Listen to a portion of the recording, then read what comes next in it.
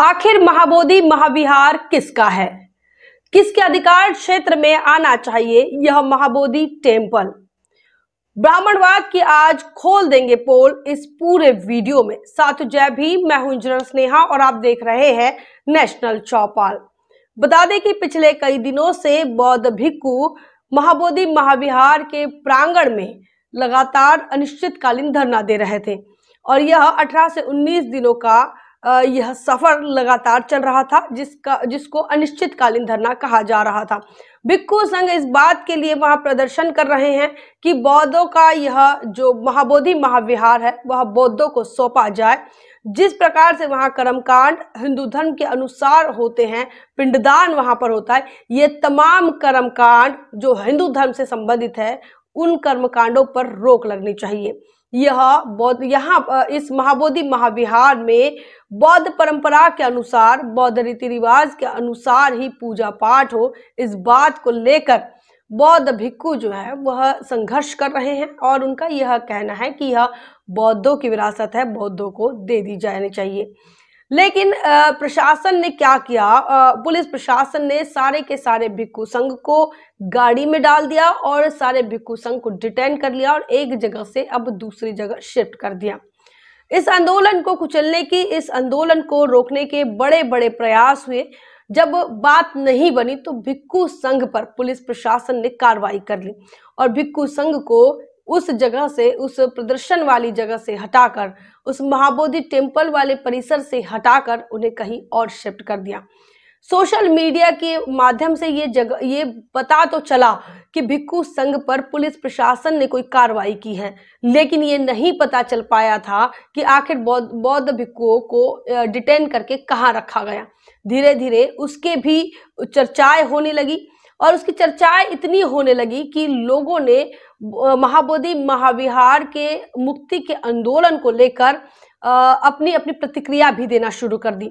आप social media पर देखिए, फेसबुक पर देखिए, ट्विटर पर देखिए, इंस्टाग्राम पर देखिए, लोग रील बना रहे हैं, लोग पोस्टर बना रहे हैं, वॉलपेपर बना रहे हैं और महाबोधि महाविहार को लेकर, मुक्ति के आंदोलन को लेकर अब लोग लिख रहे हैं। लोग सवाल कर रहे हैं कि आखिर बौद्ध विहार का हिंदूकरण क्यों हो रहा है, क्यों उसका ब्राह्मणाइजेशन किया जा रहा है। और यह आज से नहीं हो रहा है, ये कई सालों से हो रहा है, हजारों सालों से हो रहा है। तथागत गौतम बुद्ध को 2500 साल पहले इसी बौद्ध गया में ज्ञान की प्राप्ति हुई थी, बोधि प्राप्ति हुई थी और इसीलिए बौद्ध गया का जो नाम है वो अलग अलग इतिहासकारों ने इस बौद्ध गया का जिक्र किया, इस जगह का जिक्र किया और यही बात है कि भारत को पूरे विश्व में खास बनाती है।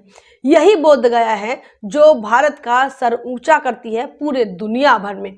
लेकिन यही बौद्ध गया विवादों से भरी भी है। तथागत गौतम बुद्ध को जहां ज्ञान प्राप्ति हुई वहां उस जगह पर तथागत गौतम बुद्ध को एक हिंदू धर्म के आइडल के रूप में बताने का बड़ा काम और बड़ी साजिश, बड़ा षड्यंत्र लगातार हजारों सालों से हो रहा है। इस जगह को डेवलप करने का काम सम्राट अशोक ने अपने शासनकाल में किया और यहाँ पर इस बात को लेकर कई सबूत जो है वो इकट्ठा करने का काम सर अलेक्जेंडर कनिंघम ने किया, जो कि ब्रिटिश सरकार में एक इंजीनियर थे और बाद में जैसे जैसे उन्हें इतिहास का पता चलता गया वह बुद्धिस्ट इतिहास की ओर बढ़ते गए और उन्होंने सम्राट अशोक का इतिहास कहो या महाबोधि महाविहार का इतिहास कहो या फिर भारत का भूगोल कहो, प्राचीन भारत का भूगोल कहो, ये तमाम चीज़ों को लेकर उन्होंने डिटेल स्टडी की है और रिसर्च किया है। रिसर्च करते करते उन्होंने महाबोधि टेम्पल को लेकर बड़ी बात कही है। उन्होंने महाबोधि टेम्पल को लेकर उन्होंने कहा ये महाबोधि है या द ग्रेट बुद्धिस्ट टेम्पल है under the Bodhi tree eight Buddha. तो उन्होंने ये कहा है कि बुद्ध का ये जो महाबोधि टेम्पल है ये सिर्फ महाबोधि टेम्पल नहीं है बल्कि एक बड़ा बुद्धिस्ट विहार है, मंदिर है और जहाँ पर ये बोधि वृक्ष है जो कि तथागत गौतम बुद्ध की पहचान है। तो इस बात को लेकर एक किताब लिखी सर अलेक्जेंडर कनिंघम ने और सर अलेक्जेंडर कनिंघम वह है जिन्होंने भारतीय पुरातत्व सर्वेक्षण की स्थापना किया। तो उन्होंने पुरातत्व विभाग को एक नई ओर मोड़ा और जो सच्चा इतिहास है देश का वो दुनिया को दिखाने के लिए उन्होंने कई रिसर्च किए, ना सिर्फ रिसर्च किए बल्कि उन्होंने किताबें लिखी। और वो सारी किताबें आज आप देखिए तो मार्केट में सारी किताबें आपको मिल जाएगी, जहाँ पर उन्होंने भारत के अंदर बौद्ध धर्म का पुनर्जीवन जो है वो उन्होंने दिया। और इसलिए सर अलेक्जेंडर कनिंघम यह बहुत विशेष व्यक्तिमत्व भी हैं और उन्होंने इन तमाम बातों को लेकर उन्होंने लिखा कि जो बौद्ध विहार, जो महाबोधि महाविहार है, यह सिर्फ महाबोधि महाविहार नहीं है बल्कि यहाँ पर तथागत गौतम बुद्ध का एनलाइटमेंट हुआ और इसी वजह से इस जगह का विशेष महत्व है। वहीं आप देखें तो सम्राट अशोक के शासनकाल के बाद इस महाबोधि महाविहार का ब्राह्मणाइजेशन होता है और यहाँ पर तथागत गौतम बुद्ध को हिंदू देवी देवताओं के साथ जोड़कर बताया जाता है, जिसको लेकर हमने इसके पहले भी एक वीडियो बनाया था। तो तथागत गौतम बुद्ध को हिंदू धर्म से जोड़कर देखना और वहाँ पर हिंदू धर्म के रीति रिवाज, हिंदू धर्म के कर्मकांड को अलाव करना, ये लगातार कई सालों से ये परंपरा चल रही है। उसके बाद अलेक्जेंडर कनिंघम इन्होंने किताब लिखी थी और किताब में उन्होंने तथागत गौतम बुद्ध के काफ़ी सारे तथ्यों को सामने रखा था, जिसमें एक यह भी इतिहास था, यह भी भूगोल था कि भाई यह जो महाबोधि महाविहार है यह बौद्ध परंपराओं से संबंधित और बौद्ध कल्चर से संबंधित यह जगह है।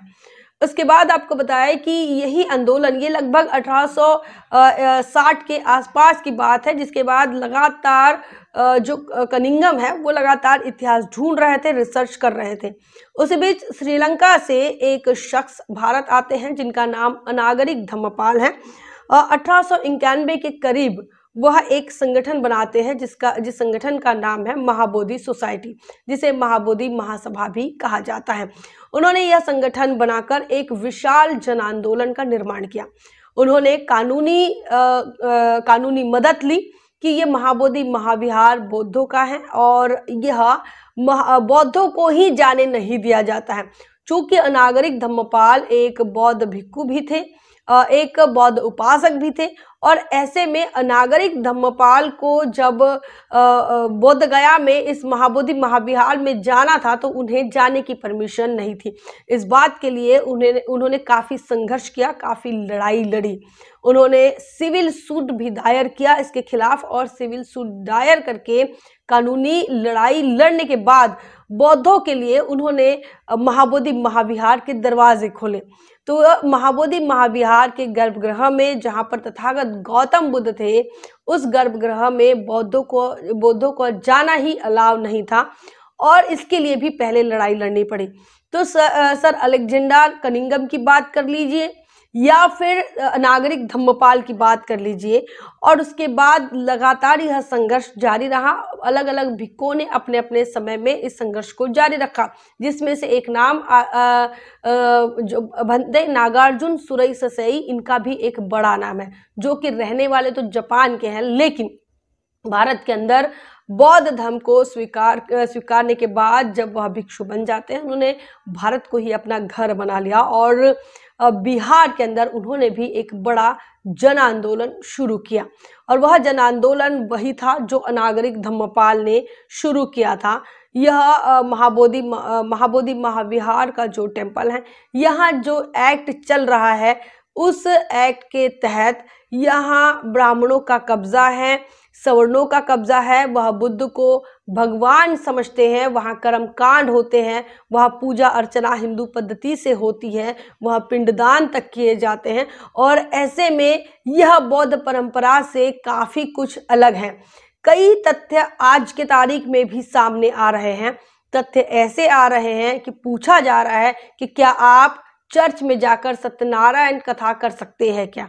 पूछा जा रहा है कि क्या आप मंदिर में जाकर नमाज पढ़ सकते हैं क्या? जब अगर ऐसा नहीं हो सकता तो बौद्ध विहारों में यह कर्मकांड क्यों? जिस कर्मकांड को ही तथागत गौतम बुद्ध ने नकार दिया, उसी कर्मकांड को मुख्य उस जगह पर क्यों महत्व दिया जाता है या फिर वह कर्मकांड क्यों कराया जाता है, इसको लेकर बड़े सवाल अब बौद्धों के मन में आ रहे हैं। आपको बता दें कि महाबोधि सोसाइटी ने जब अपना संगठन बनाया, उस संगठन के माध्यम से अनागरिक धम्मपाल ने देश विदेश के लोगों को चिट्ठियां लिखी, पत्र लिखे और उनसे कहा, उनसे अपील की कि यह जो बौद्धों की विरासत है, जहां पर तथागत गौतम बुद्ध इनको बोधि प्राप्त हुई, ज्ञान प्राप्त हुआ, यह जगह अब मुक्त करानी है। और इसके लिए उन्होंने श्रीलंका के लोगों से अपील की, उन्होंने पत्र लिखा, थाईलैंड के लोगों को पत्र लिखा, उन्होंने वियतनाम को पत्र लिखा, स्विट्जरलैंड, म्यांमार, फिलीपींस और मलेशिया तक उन्होंने चिट्ठियां लिखी। और उनका यह कहना था कि सारे के सारे जो बौद्ध राष्ट्र हैं वो उस समय उन्होंने तमाम देशों को आह्वान किया था कि वह बौद्ध गया आए और इस बौद्ध गया के अंदर जो बौद्धों को एंट्री नहीं है, उन्हें अंदर नहीं आने दिया जाता है, उसके लिए उन्होंने बड़ा संघर्ष किया था। इसी के बाद आपको बता दें कि ऐसे ही महाबोधि महाविहार के साथ ऐसी और 3 जगह थी और ऐसे 3 स्तूप थे जहां पर बौद्धों को परमिशन नहीं थी, जिसका पूर्ण तरीके से ब्राह्मणाइजेशन हो गया था। प्रतिक्रांति के बाद बौद्ध स्तूपों पर, बौद्ध विहारों पर जो ब्राह्मणवादी लोग हैं उन्होंने कब्जा जमा लिया था और उसे अपने धर्म का धंधा बना लिया था। और वही चीज आज के तारीख में बौद्ध गया के अंदर भी देखी जा रही है और उसी का सारा विवाद चल रहा है। बता दें कि अनागरिक धम्मपाल के बाद अलग अलग भिक्खुओं ने इस आंदोलन को चलाया, जिसमें सुरई ससाई इनका बड़ा महत्वपूर्ण नाम है। उन्होंने भी कई पूरे देश से लोगों को बौद्ध गया बुलाया था और उन्होंने एक मोर्चा निकाला था और उस मोर्चे के माध्यम से वो पूरे देश के लोगों को आह्वान कर रहे थे कि सभी के सभी इस महाबोधि महाविहार को मुक्ति दिलाने के लिए, इसे ब्राह्मणों के चुंगल से बाहर निकालने के लिए और इसे बौद्धों को सुपुर्द करने के लिए उन्होंने बड़ा आंदोलन छेड़ा। और इस आंदोलन को रोकने के लिए प्रशासन ने कई हथकंडे अपनाए, मोर्चों को रोका गया, ट्रेन से लोगों को उतारा गया, कई लोगों को डिटेन कर लिया गया था। बावजूद इसके सुरई ससाई जो है वो इस आंदोलन के नेतृत्व करता थे, उन्हीं की अगुवाई में यह आंदोलन हुआ तो उन्होंने इस आंदोलन को पूर्ण किया और वह वहां पहुंचे। उसके बाद उन्होंने राष्ट्रपति को ज्ञापन भी सौंपा था। वह तारीख थी 2015 की 25 अप्रैल। लेकिन उसके बाद भी कुछ खास बदलाव नहीं हुआ और आज की तारीख में भी यह आंदोलन चल रहा है। भिक्खु संघ अलग अलग टुकड़ियों के माध्यम से अब बौद्ध गया पहुंच रहे हैं और देश विदेश का चित्र अलग है। देश के अंदर की अगर बात करें तो अब तहसील स्तर से लेकर गांव स्तर पर से लेकर जिले स्तर तक लोग अब बात कर रहे हैं। ना सिर्फ बात कर रहे हैं बल्कि अपने तहसील कार्यालय में कहो या फिर जिला कार्यालय में अब वो ज्ञापन सौंप रहे हैं और उनकी तरफ से यह आवाज आ रही है कि यह जो बौद्ध विरासत है यह बौद्धों की है, बौद्धों को दे देनी चाहिए। इतना ही नहीं, ये तो अगर आप देखते हैं तो ये एक भारत के अंदर ये एक्टिविटीज हो रही है और इस आंदोलन को लेकर अब बौद्ध उपासक और उपासिकाएं आने वाले बुद्ध पूर्णिमा तक बिहार के बौद्ध गया में पहुंचेंगे, ऐसी आशंका जताई जा सकती है। चूंकि यह संघर्ष अब लगातार बढ़ता ही जा रहा है और इसकी तीव्रता भी बढ़ने वाली है। वहीं आपको ये बताएं कि अब देश विदेश के लोगों से भी आह्वान किया जा रहा है और उन तमाम जैसे अनागरिक धम्मपाल ने चिट्ठियां लिखकर, पत्र लिखकर सारे बौद्ध राष्ट्रों को उन्होंने एकजुट किया था और उनसे मदद मांगी थी। आज के तारीख में भी वैसा ही हो रहा है। तमाम बौद्ध राष्ट्रों से अपील की जा रही है कि इस लड़ाई में वो साथ आए और जो असंवैधानिक कानून है महाबोधि टेम्पल का, उस 1949 का, उस कानून को रद्द किया जाए, उस एक्ट को रद्द किया जाए। ये बड़ी मांग है। अगर वह एक्ट रद्द हो जाता है तो जिसका विहार होगा, जिसका मंदिर होगा, वह उसको मिल जाएगा और वहां से जो ब्राह्मणवादी कमेटी है जो कि वहां का नियोजन करती हैं, जिसके अंडर में सारा का सारा महाबोधि टेम्पल आता है, वह निरस्त हो जाएगा। तो वहां से तमाम जो नॉन बुद्धिस्ट, जो हिंदू धर्म को मानने वाले पंडित पुजारी हैं, उनकी छुट्टी हो जाएगी। ब्राह्मणवादी लोगों के माध्यम से या ब्राह्मणवादियों के माध्यम से हम देखते हैं कि ऐसी कई घटनाएं इतिहास में दर्ज है जिन्होंने कभी विहारों पर कब्जा किया, कभी स्तूपों पर कब्जा किया, लेकिन आज की तारीख में उसका जो वर्तमान सिनारियो है वह ढूंढ ढूंढ कर मस्जिदों को मंदिर बताते हैं। लेकिन जो बौद्ध विहारों पर उन्होंने कब्जा करके तथागत गौतम बुद्ध को कहीं पर देवी बनाया है, तथागत गौतम बुद्ध को कहीं पर भगवान बनाया है, तथागत गौतम बुद्ध को कई कई अलग रूपों में दिखाने का प्रयास किया, उन्हें कपड़े पहनाए, उन्हें सिंदूर लगाया, उन्हें अलग अलग तरीकों से उनका जो रूप बदलाने की जो प्रयास किया, उस पर ब्राह्मणवादी कभी बात नहीं करता। और यही सबसे बड़ा जो है फसाद की जड़ है कि उन्होंने तथागत गौतम बुद्ध के धम्म को स्वीकार नहीं किया, तथागत गौतम बुद्ध के बताए हुए मार्ग को स्वीकार नहीं किया, लेकिन जो विरासत है उन विरासत पर कब्जा जमाए हुए हैं। और यह प्रतिक्रांति के बाद हुआ और वो आज भी जारी है, जिस बात पर अब रोक लगनी चाहिए। जिनका सही मायने में अधिकार है, उनके अधिकार क्षेत्र में अब महाबोधि महाविहार का टेम्पल आना चाहिए। इस बात को लेकर अब देश भर से नहीं बल्कि दुनिया भर से आवाज उठने लगी है। क्या कुछ होगा? फिलहाल उन भिक्षुओं पर कार्रवाई हुई है, जिन भिक्षुओं को डिटेन कर लिया गया है। कुछ भिक्षुओं पर अभी जो है मेडिकल ट्रीटमेंट चल रहा है, क्योंकि लगातार वो पिछले कई दिनों से भूखे प्यासे वहाँ हड़ताल कर रहे थे। अभी कोई अपडेट वहाँ से आ नहीं रही। जो अपडेट आ रही है वो अपडेट यह है कि देश के कोने कोने से लोग अब बोध गया की तरफ जाने के लिए निकल रहे हैं। कुछ लोग ज्ञापन सौंप कर एक बार सरकार को अल्टीमेटम दे रहे हैं कि अगर उनकी बातों को नहीं सुना गया, भिक्षु संघ के साथ जो बर्बरता हो रही है उसे नहीं रोका गया और बौद्धों की विरासत उन्हें नहीं सौंपी गई, तो देश भर से अब यह जो आंदोलन भिक्षुओं का था, उपासकों का था, वह जन आंदोलन में तब्दील हो सकता है। क्या कुछ आपका मानना है, क्या कुछ आपका सोचना है, कमेंट सेक्शन में जरूर लिखिए। बने रहे नेशनल चौपाल पर, तब तक के लिए जय भीम, जय भारत।